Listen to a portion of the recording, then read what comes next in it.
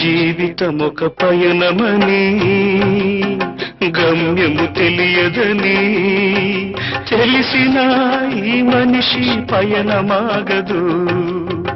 జననం ధర్మమని మరణం కర్మమని తెలిసిన జనన మరణ చక్రమాగదు. మరణం తథ్యమని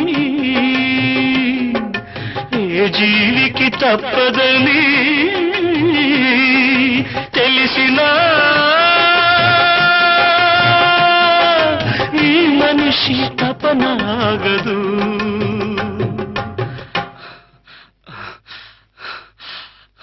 ఈ బ్రతుకు తపనాగదు.